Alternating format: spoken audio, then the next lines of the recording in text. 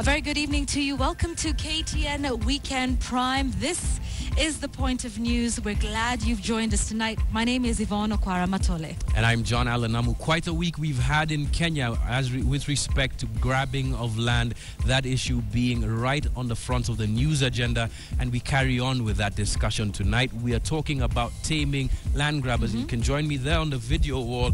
This one of the most famous or infamous pictures coming out of Kenya this week, having traveled across borders. I mean, the reports about what happened in Langata notwithstanding, this is an issue that we've been with for more than 50 years. And tonight we've got Dr. Mohamed Swazuri from the from the National Land Commission, as well as Odenda Lumumba from the Kenya Land Alliance, to talk about this very issue. We had been asking you to send in your questions. You still can do that. Use the hashtag Taming Grabbers, and we'll be having that discussion later on in this bulletin. But Yvonne, of course, we've got lots more tonight. We've got lots more, including Ian's piece. He's been in Wajir recently. He's come back and has talked about that elusive search for water.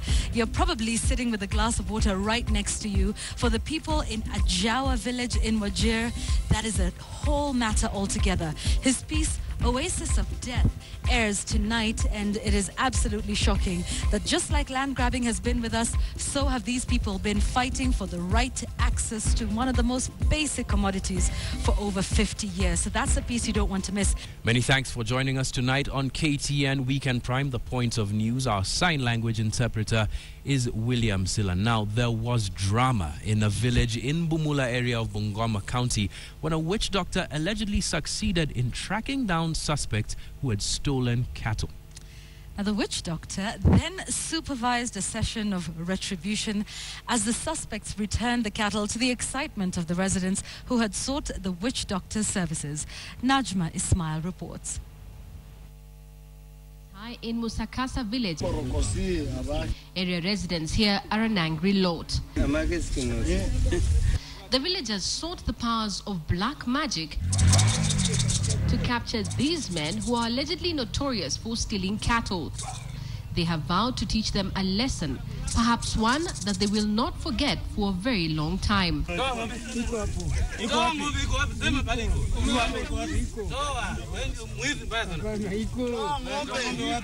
residents say the 3 days that they were promised by a local witch doctor, famously known as Daktari Okello, expires today, where the culprits would surrender themselves and return the 16 cows that they had allegedly stolen. And surrender they did. Mimi naona msee mmoja anakuja huko anaanguka. Anasema ati mimi najua penye ng'ombe iko. Mimi nashukuru sana Dr. Okello jambo. Nashukuru sana. Ng'ombe yangu kupatikana. Daktari Okello came to witness his prophecy being fulfilled. He continues with his craft, maybe to thank the gods after the culprits returned some of the cows they are accused of stealing.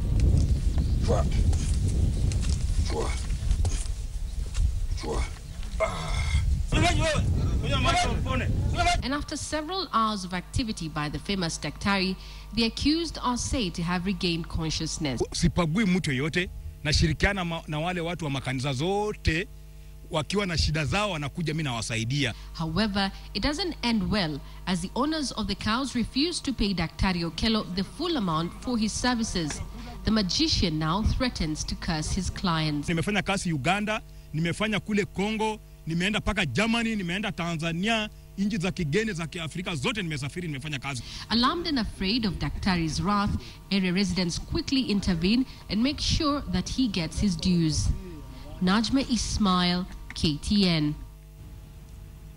All right, away from those matters now to matters of politics.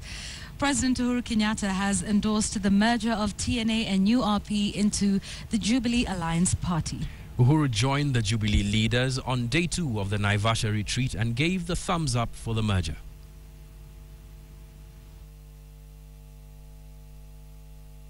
The parliamentary group unanimously endorsed and approved the formation of the Jubilee Alliance Party in order to have a stronger political movement which will deepen the unity of our people and provide a powerful force in the national leadership.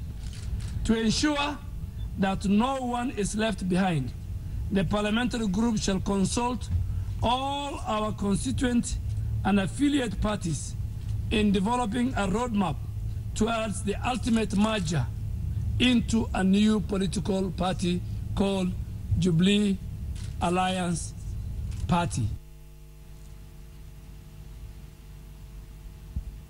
Now, 91% of media consumers in the country use radio as a source of entertainment and to get information. Hence, it's no surprise that Kenya's radio industry is one of the most competitive in the region. That's true. One station, research shows, is moving up the radio frequency ladder at a very fast rate. Now, from position 25 just 3 years ago, Radio Maisha has grown in leaps and bounds to be the number 3 radio station in the country. KTN's Timothy Otieno reports.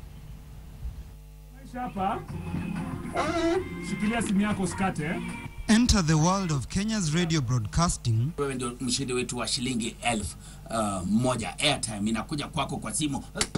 And Radio Maisha is a station hard to ignore. Having launched in 2010, the station has propelled to airwave success at a remarkable speed. Talanta tunayo kubwa sana na imeendelea kuboreka siku baada ya nyingine, na manake pia unaona kuna utofauti mkubwa kabisa na jinsi wasikilizaji wetu wanavyotupokea. Zimetimia saa 3 majira ya Afrika Mashariki. Hizi ni habari za sasa. In a research conducted by the Kenya Audience Research Foundation in collaboration with Ipsos, Radio Maisha has been ranked 3rd, becoming the fastest growing station in the country.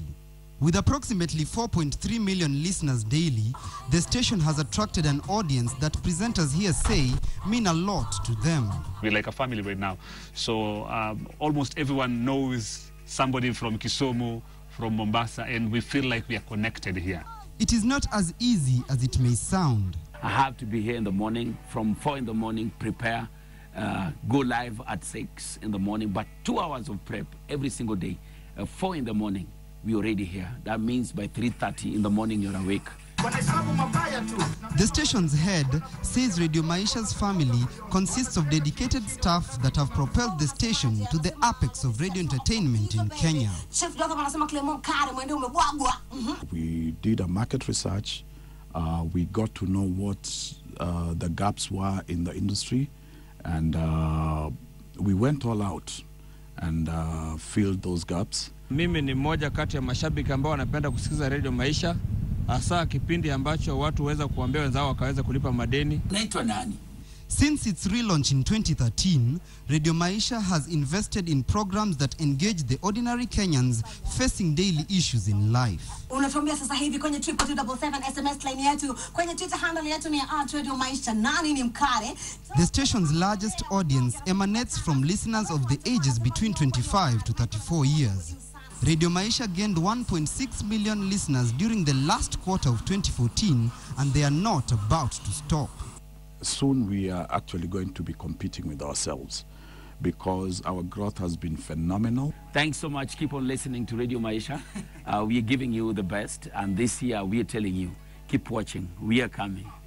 Be very afraid if you are number 1 or number 2, because Timothy Otieno, KTN. Quantity surveyors to blame for the crisis of collapsing buildings in Kenya's urban areas. The experts say maybe not, but being so few against a very high demand has made their services too expensive for most developers, hence the cutting of corners. Now, KTN Stanley Mbichu has these details.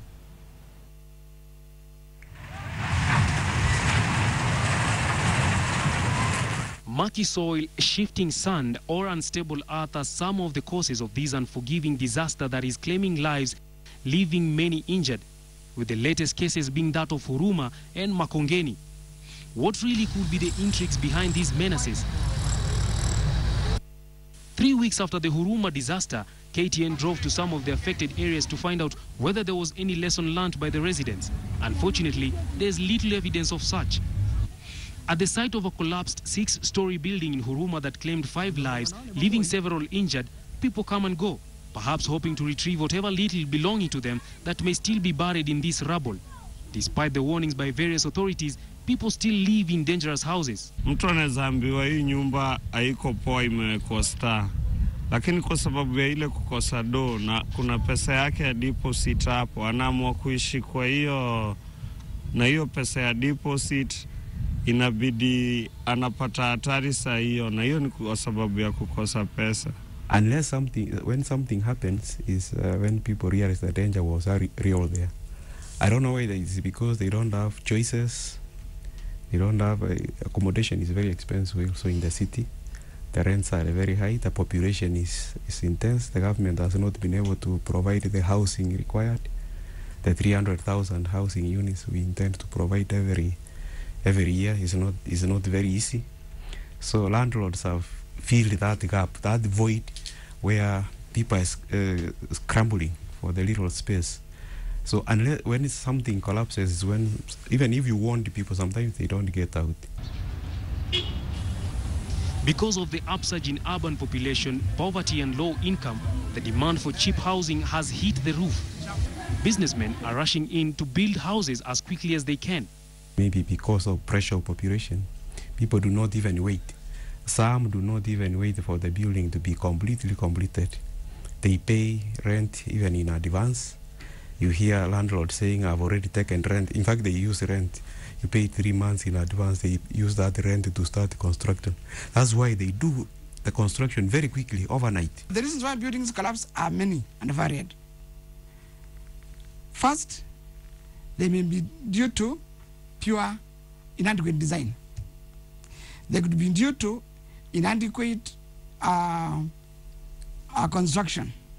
They may be due to cutting corners from the contractor side. So the reasons are very many. Each case must be evaluated on its own merit. The legal procedure is such that a developer's home must have a valid site. A site that is not grabbed, and even if it's grabbed, it must be a legal entity. He has to approach an architect or the professionals. And the professionals in the building industry are architects, conservators, engineers, planners, and NEMA experts, etc., etc. The number of registered architects since 1934 in Kenya stands at 1,501, and that of the quantity surveyors at 790. However, those registered under the Board of Registration of Architects and Quantity Surveyors at the moment are 1,811, 1,089 architects and 722 surveyors. The number of architectural firms in the whole country stands at 333, and that of quantity surveying is 206. And yet, these professionals are critical when it comes to putting up safe buildings. Very many people who purport to be designing and executing implementation of buildings, majority of them are not architects and quantity surveyors and engineers, because they are not registered under the respective acts. Yeah, CAP 525 is very clear.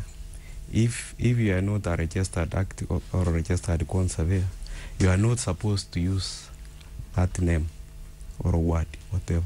You cannot call yourself an architect or do architecture or be a quantity surveyor or do quantity surveying if you are not registered by this board. Will the cost of hiring a professional be another factor contributing to developers opting for a cheaper way out in construction? I think the issue is not affordability. The issue is greed. Somebody can afford. In fact, by going to a professional, you will save more than you will save more than if you don't. For example, an architect could charges about 5% to 6%, and the QS 3 to 4% per construction cost. Once the designs have been designed and the developer has agreed with the consultants, this is what he wants, they have to submit them to the local authority for approval. The local authority in this case is the county government. It is mandated to supervise all buildings undergoing construction within its borders, ensuring all structures meet the required legal procedure. Some of the locals we spoke to claim this is not what happens. Kanjo wanafaa kuangalia hizi manyumba venye zinatengenezwa. Wakiangalia pia gava inakuja inatuma mtu wao anaangalia pia. Wakishatuma mtu wao angalie, wanajua hii construction iko sawa. Na Kanjo wakikuja si ati wanachukua pesa na ndio hivyo tu. 4,600 years down the line, we should not build a building which should collapse when we have all the technology, new materials, everything in place. But it happens from time to time. And this is mainly because of negligence, greed. Greed breeds corruption. Not all buildings or structures, though, have gone through this whole procedure, but after assessments by professionals, they can be declared structurally fit. Concrete is the only material on construction. It's so important, but it's manufactured on site. If you don't handle it well, if you don't let it set the way it is supposed to set, it will fail, no matter what mix you have. Substandard buildings with all signs of poor workmanship are claiming lives in Kenya. Despite this obvious danger, countless such structures are coming up every day. It is now incumbent upon all county governments in Kenya to ensure the intrigues behind this disaster under construction is done away with. Stanley Mbichu, KTN. Now starting us off, Geoffrey Kamworor fended off stiff competition to successfully defend his Kenya Police Cross-Country Championship title at the Ngong Race Course early on Saturday morning. In the women's 8 kilometers category, Stacey Ndiwa was untouchable as she emerged victorious, clocking 28 minutes, 31.2 seconds. Robinson Okenya with that report. The 23rd edition of the Kenya Police Cross Country Championship attracted a horde of stars, with more than 200 participants taking part. World Half Marathon champion Geoffrey Kamworor was meant to work hard in the opening stages of the race, but he managed to pull off from the crowd with 1 kilometer left to cut the tape in 37 minutes, 23.1 seconds. Matthew Kisorio, who has failed to break the dark 3 times now, finished second in 37 minutes, 33.8 seconds, while Moses Mukono finished third. Mpango yenye nayo saizi ni kwenda kujiandaa kwenye mbio za majaribio trials ambayo itafanyika Uhuru Gardens tarehe 14 mwezi wa pili. In the women's category, Stacey Ndiwa emerged from the woods to clinch the title after 7 unsuccessful attempts. Stacey beat off competition from Vivian Cheruiyot and Janet Kisa to cross the line in 28 minutes, 31.2 seconds. Janet Kisa registered a time of 28 minutes, 33.8 seconds, while Cheruiyot clocked a time of 28 minutes, 36.9 seconds. Ingine na kwanga namba 5 6 huko sijaishinda, lakini ina mara yangu ya kwanza kushinda, so niko na furaha sana. My plans from now is just to work hard and focus in world championships. I don't think even I'm going to compete in trials for world cross country. Teams that will represent the police service at the National Cross Country Trials slotted for February 14th were also selected. For Stacey Ndiwa and Geoffrey Kamworor, today's wins are not only personal accolades, but also a chance to represent their teams at national trials next month. Robinson Okenya, KTN Sports. Quick feedback on that story run by Ian Wafula tonight, Oasis of Death. Quite a bit of responses here. I'll just take one because of lack of time. Oasis of Death, it's not funny. These people see themselves as not being part of Kenya. There needs to be a deliberate effort to change this. This is from Wawambura on Twitter, talking about Oasis of Death. Yes, and of course, that is the other Kenya. Let's take a look at some of your feedback on John Alanamu's discussion regarding land. B_Yagon_Ken, you say you were just looking at one aspect. The rot is all over. Some hospitals don't own the plots they sit on. Ishombo says, has the land grabber been arraigned in court? Those are some of the things that we will continue to keep our eye on as we follow the story around land. We want to thank you for your feedback on Oasis of Death, on taming grabbers. It is indeed very humbling to see all of your comments regarding those 2 big topics we had in our bulletin tonight. Thank you so much for watching our bulletin today. My name is Yvonne Okwara Matole. And I'm John Alanamu. Look out for Checkpoint tomorrow evening with Yvonne Okwara. This has been The Point of News, KTN Weekend Prime. Good night and good luck.